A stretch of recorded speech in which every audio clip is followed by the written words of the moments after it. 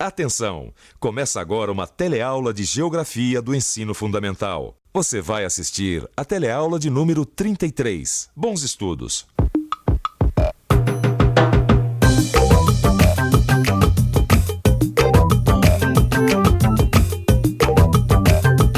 Terra do Fogo, Argentina.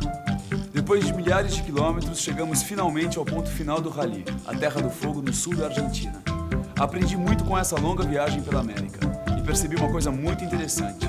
Os países da América Latina têm muitas semelhanças entre si, também muitas diferenças. Diferenças e semelhanças. Essa é a mais pura verdade. Você sabe que eu sou muito observador e sempre fico atento aos postais que eu entrego e também aos selos. E tem horas que eu penso assim, os países latino-americanos são tão parecidos que eles poderiam se unir e formar um só país. Mas aí eu lembro das diferenças. Parece que um não se encaixa com o outro. Não dá pra fazer uma integração. Agora, será mesmo? É isso que a gente vai ver nessa teleaula. Hoje vamos estudar as tentativas de integração econômica entre países da América Latina e ver quais as diferenças e semelhanças que existem entre esses países e como elas podem facilitar ou dificultar o processo de integração. Vamos ver também que a América Latina está dividida em várias regiões. E aí? Todo mundo preparado para conhecer melhor esse verdadeiro mosaico americano? Então vamos nessa que a nossa teleaula está começando. Eita ferro, minha Nossa Senhora. O que foi, Paulo? Notícias ruins, né? Ruins nada, que isso. Péssimas. Pela manchete já dá pra ver o clima, ó. Queda no nível de emprego assusta países da América Latina. Tá dizendo aqui que a oferta de emprego nos países da América Latina tá diminuindo cada vez mais, que no futuro vai ser pior. E que o mercado de trabalho está exigindo uma mão de obra cada vez mais especializada. E essa notícia não fala de automação, não? Como não? Aqui está dizendo que já já os postos de trabalho serão substituídos por robôs e computadores, diminuindo ainda mais a oferta de trabalho nas fábricas. É para ficar preocupado ou não é? É, Paulo, você tem toda a razão. O desemprego é uma das maiores preocupações do mundo e da América Latina também. E esse problema vem se agravando devido às políticas de abertura ligadas à globalização da economia. Globalização da economia. Tá aí uma coisa que eu tenho ouvido falar muito ultimamente. Não é para menos. Ela tem tudo a ver com os nossos dias. A economia mundial tem mudado rapidamente nos últimos anos. Para enfrentar a crise dos anos 70, as grandes empresas começaram a adotar novas soluções, acelerando o processo de globalização. A ideia era criar novos mercados para aumentar o comércio entre os países. E com essa globalização surgiu uma nova tendência, a criação de blocos econômicos. Essa tal da globalização da economia é fácil de entender. Graças a ela que a gente pode ver, por exemplo, um carro como este aqui, que é produzido no Japão, tem peças e componentes da Coreia e Singapura e está circulando em terras brasileiras. E essa história de blocos econômicos, como será que os países da América Latina estão se virando? Bom, primeiro a gente precisa saber que os países da América Latina estão em diferentes estágios de desenvolvimento econômico. Será que as pessoas sabem disso? Vamos ver. Você sabia que na América Latina existem países com diferentes estágios de desenvolvimento? Sei, perfeitamente. Sabia. Alguns um pouco mais desenvolvidos, outros um pouco mais atrasados. Argentina, bem desenvolvido. E Paraguai, pouco desenvolvido. Qual que é mais desenvolvido? Brasil, do que o Paraguai. Percebeu? A América Latina tem países mais industrializados e países menos industrializados. Vamos entender isso direito. Alguns países, como o Brasil, a Argentina, a Colômbia e o México, são países de industrialização recente. Todos eles têm um ponto em comum. Diante da crise de 1929, estes países aceleraram o processo de industrialização através da substituição das importações. Outro ponto em comum, em todos eles o Estado teve grande participação nesse processo.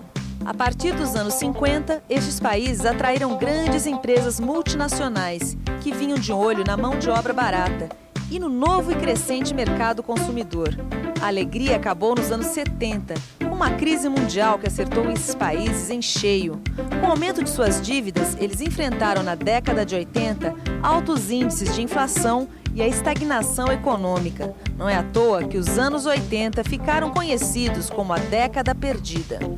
Década perdida. Nem me fale daquela época. Minha fábrica quase foi para o espaço. Seu Hammer, mas O senhor se deu muito bem, né? Tá até ampliando a fábrica, tá exportando pro Paraguai, pro Peru. Trabalho, Maurício. Muito trabalho. Tá aqui a planta, seu Ramon. Engraçado, né? Todo mundo vive indo pro Paraguai para comprar coisas, o senhor vai vender justamente pro Paraguai, né? Eu nunca ouvi falar nisso. Pois fique sabendo, seu Neno, que o Paraguai é um grande comprador de produtos industrializados. Isso porque a indústria deles é muito pouco desenvolvida. Esses produtos que as pessoas compram no Paraguai são fabricados em outros países. Percebeu? É isso mesmo. Assim como existem países industrializados como o Brasil, a Argentina, a Colômbia e o México, a América Latina também tem países com baixíssimo índice de industrialização. Paraguai, Peru, Honduras e Haiti são alguns exemplos. Esses países apresentam uma economia baseada na exportação de produtos agrícolas e minerais, ou seja, uma economia extremamente frágil e dependente das variações do comércio. Resumindo, é o seguinte: na América Latina, a gente tem, de um lado, países de industrialização recente e, de outro, países de economia primária exportadora.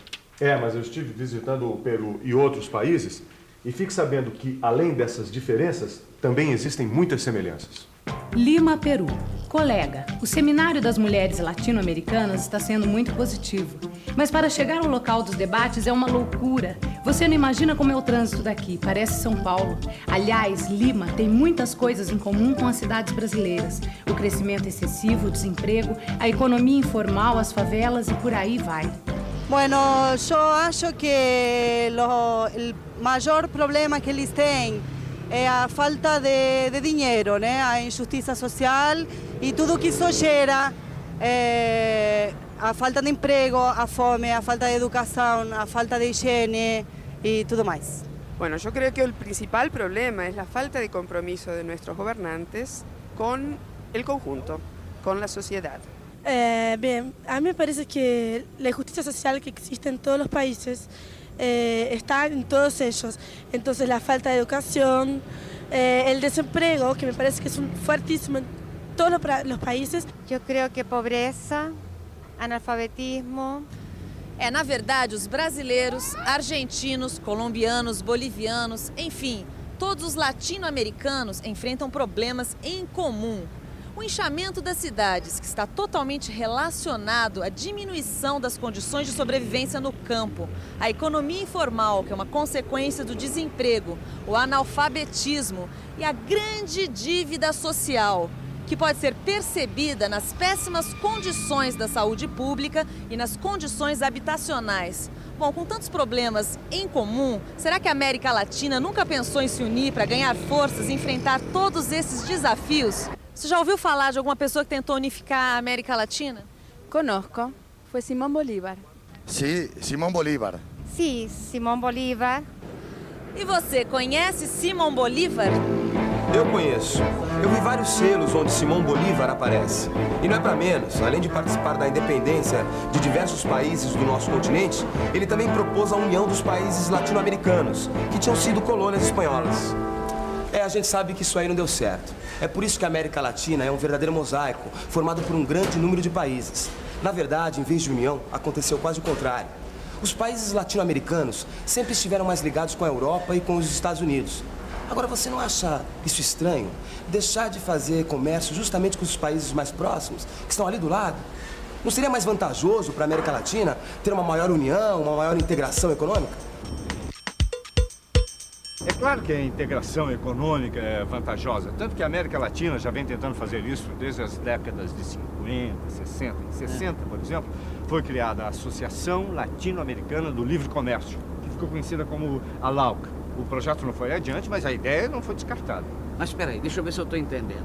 Com a globalização da economia, o comércio entre países ficou cada vez mais por cima, é isso? É isso. A gente diz que as barreiras comerciais estão diminuindo. Mas então por que inventaram esse negócio de bloco econômico, se a ideia é a comercialização entre vários países? Boa pergunta. E você, sabe por quê? Não? Então, fique por dentro, hein?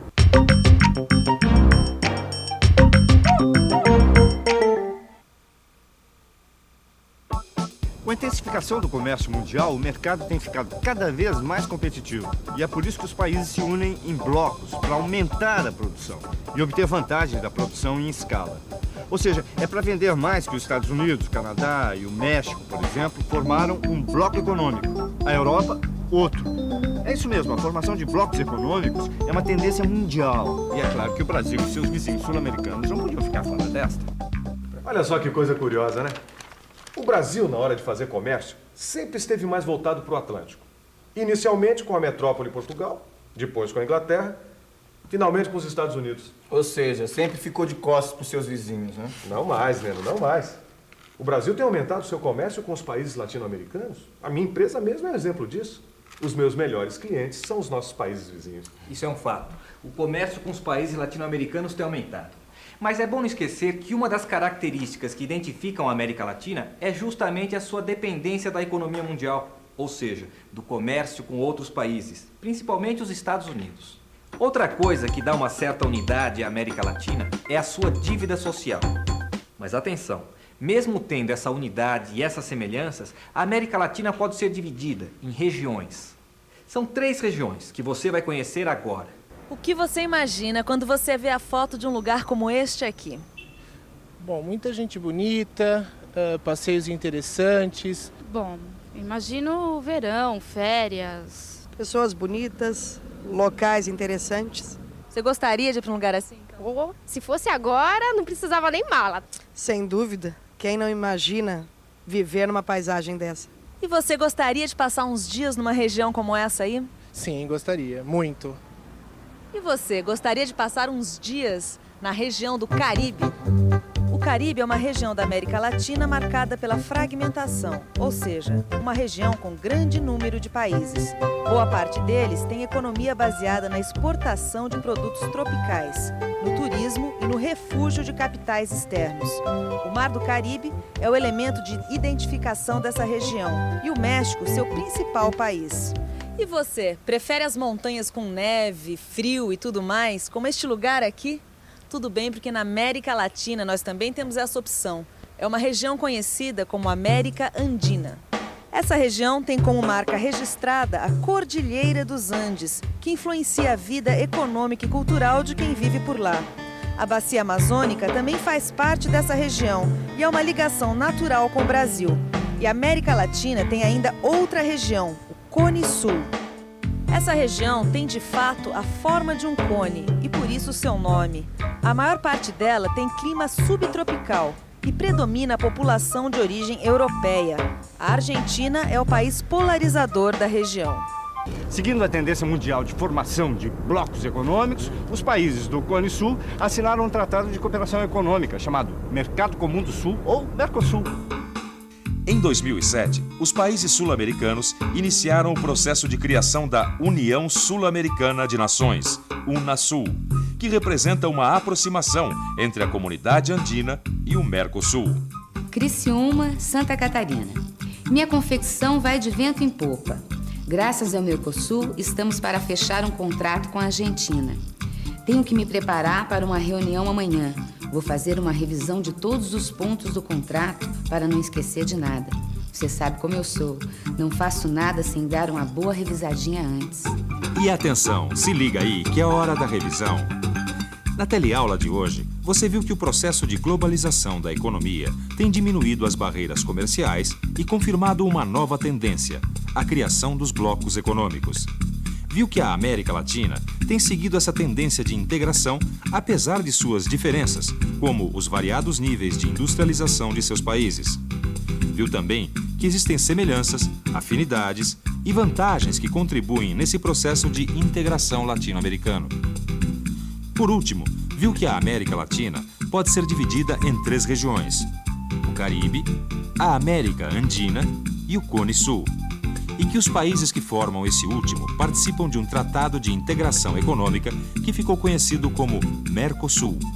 Mercosul, beleza. Pra mim, quanto mais comércio, melhor. Tchau.